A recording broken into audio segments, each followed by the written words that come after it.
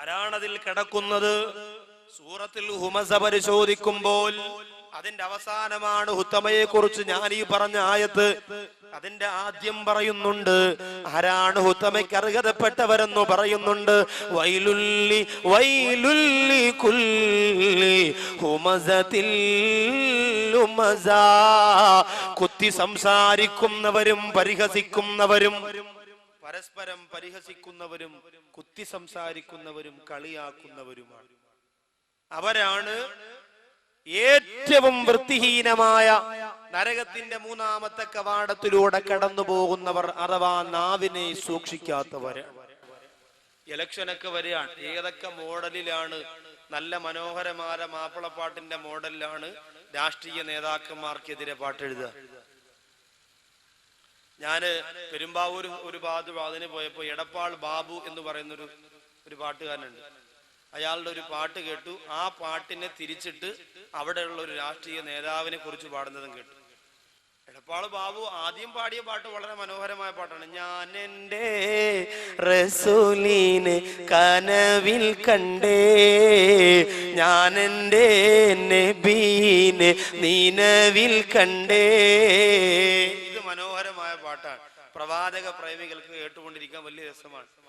ഇതിനെ തിരിച്ചിട്ടിട്ട് പാടുകയാണ്. എൻ്റെ പ്രിയപ്പെട്ടവരെ, തൊലി ഉരിഞ്ഞു പോകുന്ന രീതിയിൽ, തൊലി ഉരിഞ്ഞു പോകുന്ന രീതിയിൽ ഒരു സ്ഥാനാർത്ഥിയെ കുറിച്ച് പാടുക. നമുക്ക് ഒരു അല്പം പോലും വിശ്വാസത്തിന്റെ കണുക ഹൃദയത്തിലുണ്ടെങ്കിൽ നമ്മളൊന്നും അത് ചെയ്യരുത്. ആ നമുക്ക് ചേർന്ന പരിപാടിയല്ല. അള്ളാഹു കാക്കട്ടെ.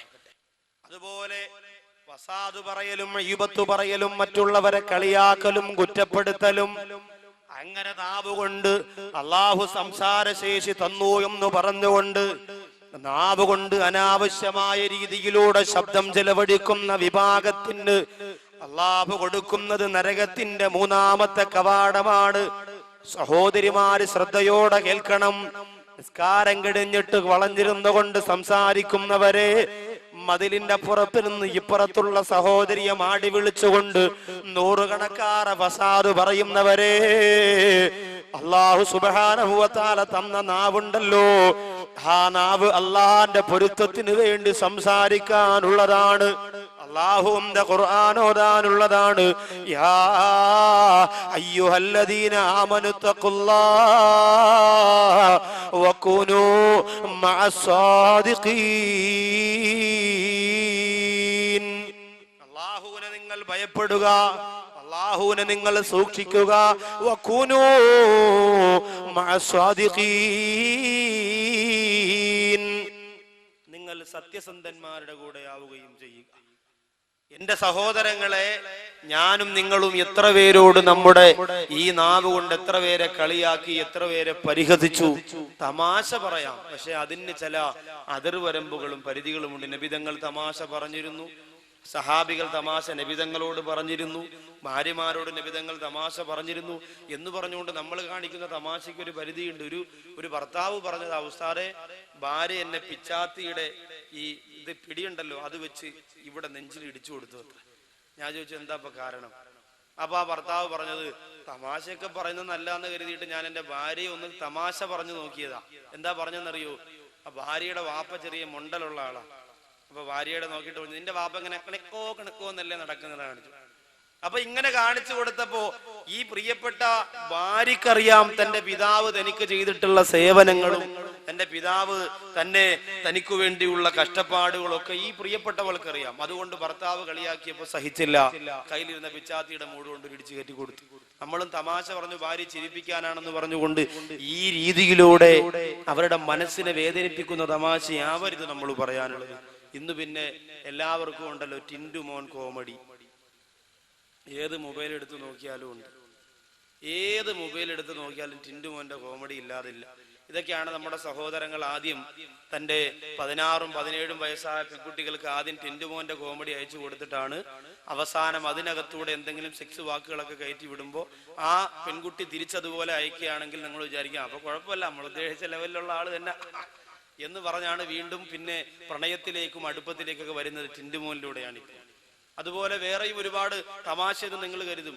രാത്രി ഇങ്ങനെ വീട്ടിൽ കിടന്നുറങ്ങുമ്പോൾ മെസ്സേജ് വരും, മെത്ത കുടഞ്ഞിട്ടാണോ കിടക്കുന്നത്, മെത്തയുടെ അടിയിൽ വിഷസർപ്പം കയറിയിരിക്കുകയാണെങ്കിൽ 1 മണിക്കാണ്. പെട്ടെന്ന് ചാടി എഴുന്നേറ്റ് മെത്ത എടുത്ത് കുടയും മറ്റേരെ മണ്ടേ കുഞ്ഞു കിടക്കായിരുന്നു, കുഞ്ഞു തറയിൽ വന്നു വീഴും. അതുപോലെ ഈ ഫാൻ അഴിഞ്ഞ് നിന്റെ മണ്ടയിലോട്ട് വീണാനുള്ള രംഗം ഒന്ന് ആലോചിച്ച് നോക്കിയ മെസ്സേജ് വരിക രാത്രി അപാതിരാ സമയത്ത്. ഇതൊക്കെ മനസ്സിന് വേദനിപ്പിക്കുന്ന മെസ്സേജുകളാ, അയാളെ ഉറക്കം കെടുത്തുന്ന. ഇതൊക്കെ തമാശയാണെന്ന് നമ്മൾ കരുതരുത്. ഇതൊക്കെയാണ് വലിയ തമാശ എന്നാണ് നമ്മിൽ പലരും കരുതിയിരിക്കുന്നത്. എന്റെ പ്രിയമുള്ളവരെ, ഗൗരവത്തോടെ ചിന്തിക്കണം. നല്ല നമ്മുടെ നാവ് കൊണ്ട് പറഞ്ഞ് മറ്റുള്ളവരെ ചിരിപ്പിക്കാൻ പറ്റുന്ന മനോഹരമായ തമാശകളുണ്ട്. അള്ളാന്റെ ഹബീബ്, സഹാബികൾ അതൊക്കെ നമുക്ക് പഠിപ്പിച്ചു തന്നു. അതിനപ്പുറം ഒരാളുടെ മനസ്സിനെ വേദനിപ്പിക്കുന്ന തമാശകൾ പറയാൻ പാടില്ല. അതുപോലെ കളിയാക്കലും വസാദ് പറയലും ഈവത്ത് പറയലും നാവിനെ സൂക്ഷിക്കണം. നമ്മൾ അതൊക്കെ ഒഴിവാക്കിയേ പറ്റൂ. നിസ്കരിക്കാൻ വേണ്ടി പള്ളിയിലേക്ക് പോകുന്ന പ്രിയപ്പെട്ട സഹോദരങ്ങളെ, നിസ്കാരം കഴിഞ്ഞു, മഗ്‌രിബ് നിസ്കാരം കഴിഞ്ഞു പള്ളിയുടെ ചുറ്റുവട്ടത്തിരുന്ന് കറങ്ങി നടക്കുമ്പോൾ ഇശാനിസ്കാരത്തിന്റെ ബാങ്ക് വരെയുള്ള സമയം നാട്ടിലുള്ള എത്രയോ കാര്യങ്ങളാണ് അവിടെ ഇരുന്നു കൊണ്ട് നിങ്ങൾ സംസാരിക്കുന്നത്.